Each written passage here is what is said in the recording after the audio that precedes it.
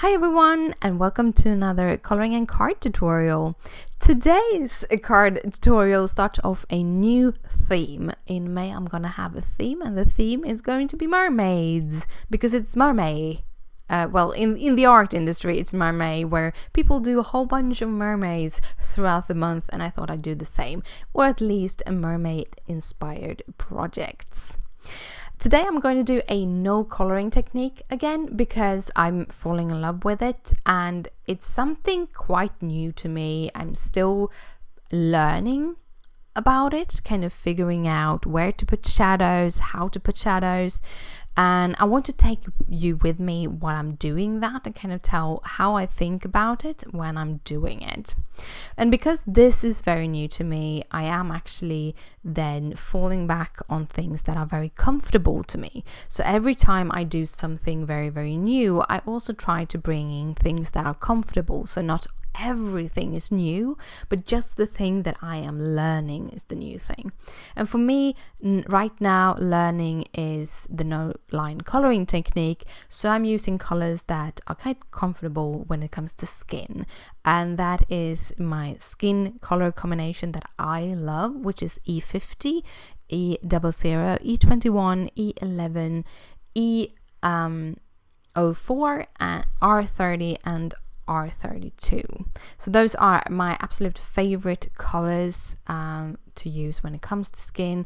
The R's, the 30 and 32, are for shadowing and for the cheeks, and to give a little bit of a rose effect on the tip of the nose and the fingers and the elbows, because that is usually where you get a little bit of redness.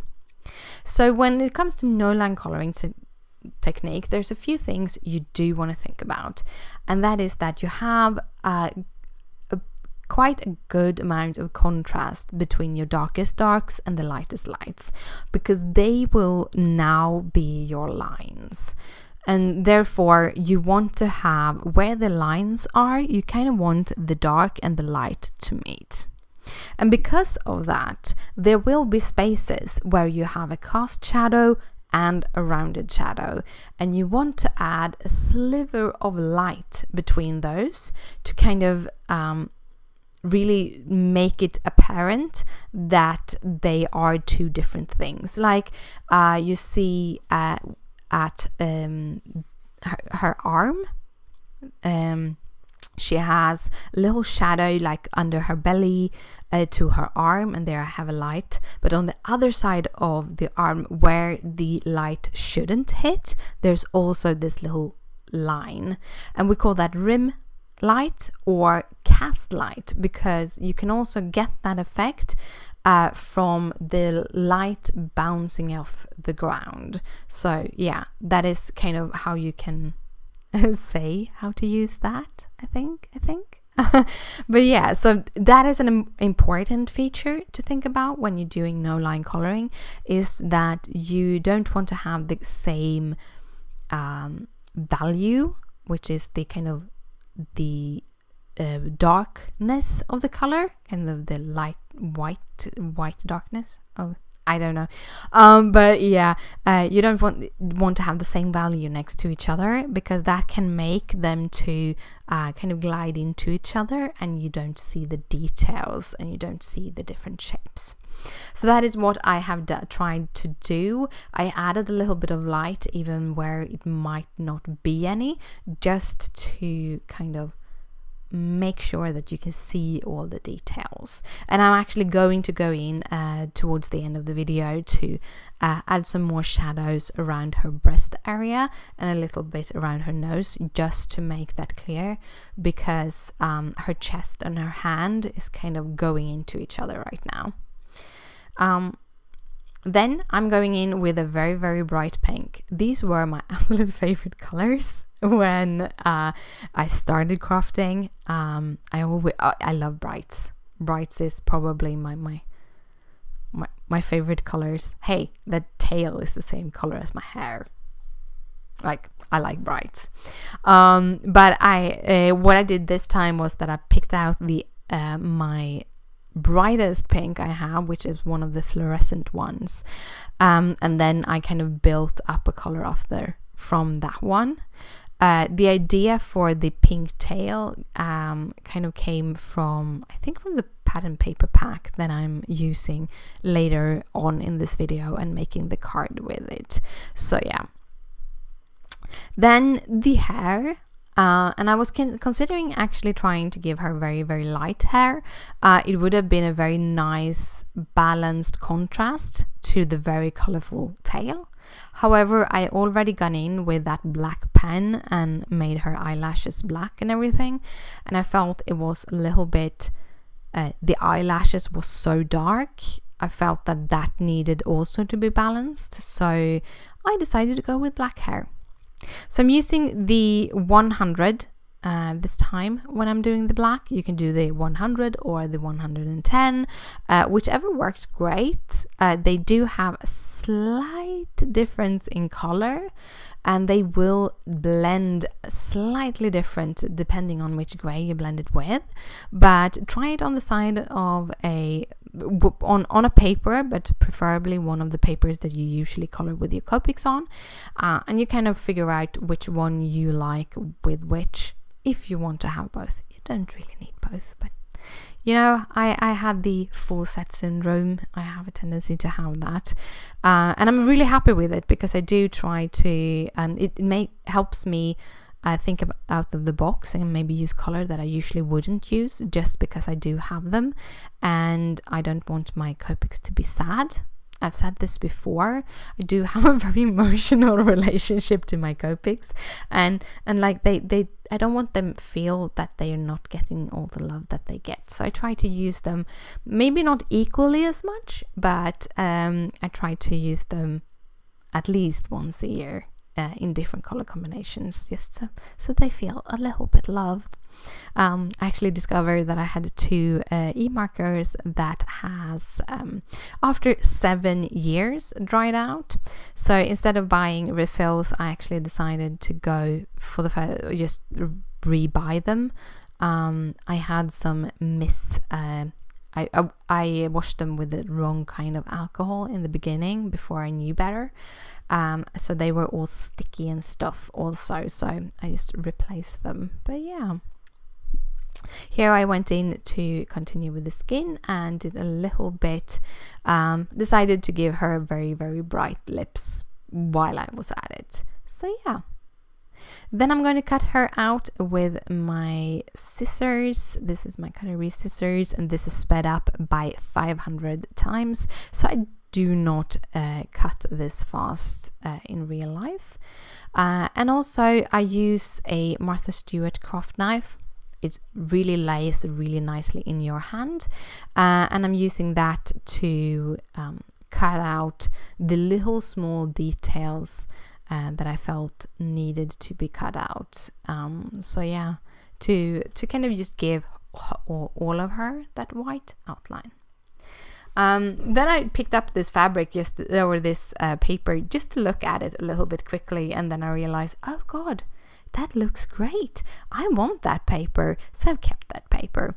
I cut it out first with one rectangle, then I went in with a little bit of a smaller rectangle because the paper was just a teensy tiny too small for the first rectangle, which meant that I didn't have that stitch line all around it. So I just went in with just a smidgen smaller rectangle.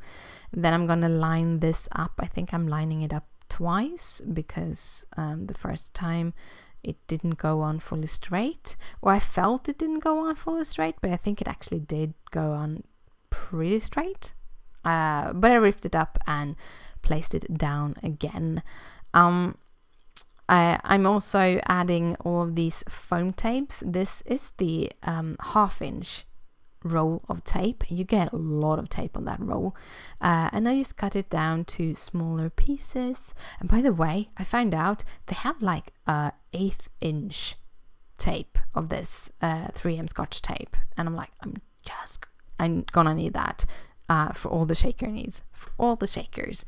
But I really like this 1/4 inch or 1/2 inch for adding on my characters, because I can cut it down to really, really thin, but I can also give pretty big pieces under the character. And I try to put as much as possible underneath the character and all these little details, so when this should go in the mail it shouldn't bend or break or anything.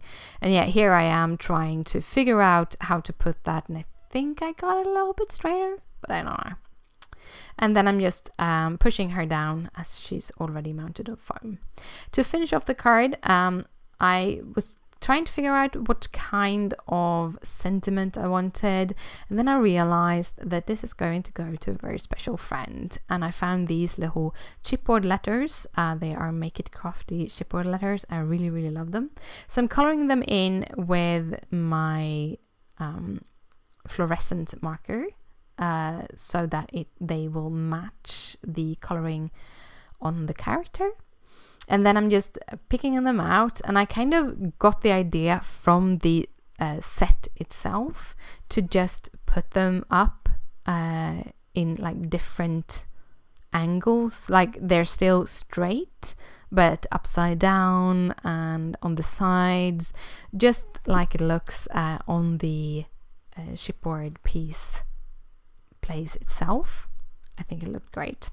And then I'm using some Lawn Fawn glue, and instead of adding the glue to them by adding it directly to the piece, which can very easily make very much too much glue, I squirted some on a little piece of paper, scrap paper, and then just dipped it. I still dipped some of them a little bit too much in that glue, and I'll go in later on with the tip of those tweezers to just remove the excess glue that I had. Like this one had way too much glue, but yeah, you see there, I just take the tip inside and just take it out, but this glue will dry clear, so when it's all dried and everything, it's not a problem anymore.